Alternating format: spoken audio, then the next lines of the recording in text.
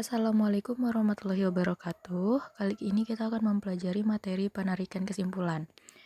Materi penarikan kesimpulan dari pernyataan-pernyataan tertentu adalah bagian terpenting dari pelajaran logika matematika. Jadi di sini akan kita pelajari terdapat premis, konklusi. Nah, premis itu adalah pernyataan-pernyataan yang digunakan untuk menarik kesimpulan diasumsikan benar terjadi. Dan terdapat pernyataan benar, ada juga yang terdapat pernyataan salah.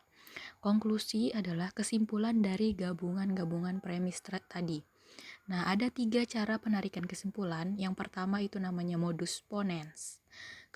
Modus ponens adalah argumentasi atau penarikan kesimpulan yang dapat disajikan dalam tabel berikut. Jadi di sini ada premis 1. Di sini modus ponens premis 1 yaitu P jika P maka Q. Premis 2 P. Nah, konklusinya itu adalah Q. Selanjutnya kita masuk ke contohnya. Contohnya seperti ini. Premis 1 berbunyi, jika saya giat belajar, maka saya lulus ujian. Nah, yang pertama, jika saya giat belajar itu sebagai P, terus saya lulus ujian itu sebagai Q. Nah, premis keduanya itu saya giat belajar. Maka kesimpulannya adalah saya lulus ujian. Saya ulangi.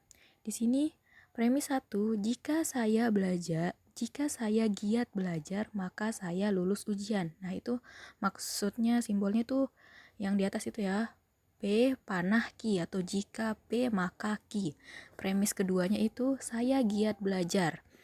Maka kesimpulannya adalah saya lulus ujian. Nah, selanjutnya di sini contoh kedua dari modus ponens, yaitu premis 1 atau bisa kita singkat dengan P1, jika seseorang menjadi pengusaha, maka ia memiliki banyak karyawan. Premis 2-nya adalah Ahmad seorang pengusaha. Maka kesimpulan atau konklusinya adalah Ahmad memiliki banyak karyawan. Selanjutnya modus tollens yang kedua dari 3 jenis penarikan kesimpulan. Nah, sebagai berikut, seperti di tabel. Premis 1 berbunyi, jika P maka Q. Premis 2-nya adalah ingkaran Q, ingkaran atau negasi Q. Maka kesimpulan atau konklusinya adalah ingkaran P. Contoh, lanjut ke contoh. Premis 1, jika musim kemarau datang, maka penduduk kekurangan air. Premis 2-nya itu, nah tadi musim kemarau itu P, penduduk kekurangan air itu Q. Premis 2-nya adalah ingkaran Q, yaitu penduduk tidak kekurangan air. Maka konklusinya adalah musim kemarau tidak datang. Untuk contoh kedua, jika saya yang P1, jika saya sakit, maka saya berobat ke dokter. Premis 2-nya, saya tidak berobat ke dokter, maka saya tidak premis keduanya saya tidak berobat ke dokter, konklusinya adalah saya tidak sakit. Itulah kesimpulannya. Selanjutnya, materi ketiga, yaitu penarikan kesimpulan yang bernama silogisme. Nah, silogisme di sini sama juga seperti yang pertama dan kedua tadi, ada premis 1 dan premis 2 dengan konklusi. Premis 1-nya itu, jika P maka Q. Premis keduanya itu, jika Q maka R. Kesimpulannya adalah yang diambil yang awal dengan yang akhir, yaitu jika P maka R. Contohnya, premis 1. Untuk contoh 1, jika hari ini hujan, maka udara dingin. Jika udara dingin, maka saya memakai jaket. Nah, di sini kita cuma ambil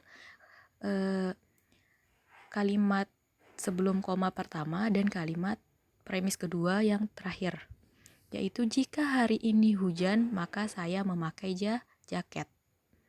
Jadi yang sama itu kita skip, bisa dicoret. Jadi diambil itu yang pertama dan terakhir, yaitu jika hari ini hujan, maka saya memakai jaket.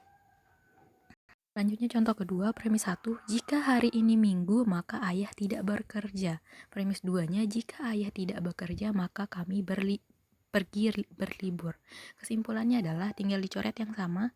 Selanjutnya, jika hari ini minggu, maka kami pergi berlibur. Sekian pembahasan dari saya. Semoga kalian bisa memahaminya, dan assalamualaikum warahmatullahi wabarakatuh.